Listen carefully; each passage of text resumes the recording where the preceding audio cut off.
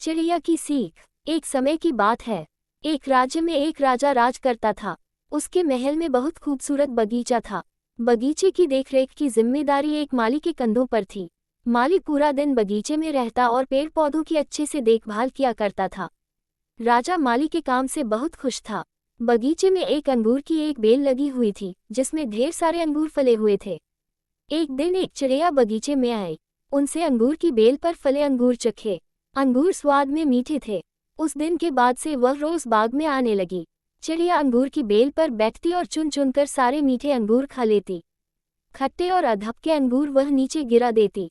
चिड़िया की इस हरकत पर माली को बड़ा क्रोध आता।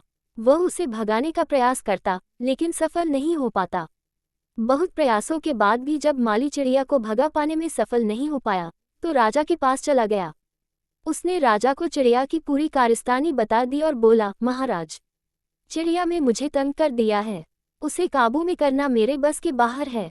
अब आप ही कुछ करें। राजा ने खुद ही चिड़िया से निपटने का निर्णय किया। अगले दिन वह बाग में गया और अंगूर की घनी बेल की आड़ में छुपकर बैठ गया। रोज की तरह चिड़िया आए और अंगूर की बेल पर बैठकर अंगूर खाने लगी। अवसर पाकर राजा ने उसे पकड़ लिया। चिड़िया ने राजा की पकड़ से आज़ाद होने का बहुत प्रयास किया, किंतु सब व्यर्थ रहा।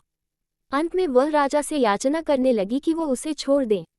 राजा इसके लिए तैयार नहीं हुआ। तब चिड़िया बोली, राजन, यदि तुम मुझे छोड़ दोगे तो मैं तुम्हें ज्ञान की 4 बातें बताऊंगी। राजा चिड़िया पर क्रोधित था, किंतु इसके बाद भी उसने यह बात मान ली और बोला, ठीक है, पहले तुम मुझे ज्ञान की वो 4 बातें बताओ। उन्हें सुनने के बाद ही मैं तय करूंगा कि तुम्हें छोड़ना ठीक रहेगा या नहीं। चिड़िया बोली, ठीक है राजन, तो सुनो। पहली बात, कभी किसी हाथ आए शत्रु को जाने मत दो।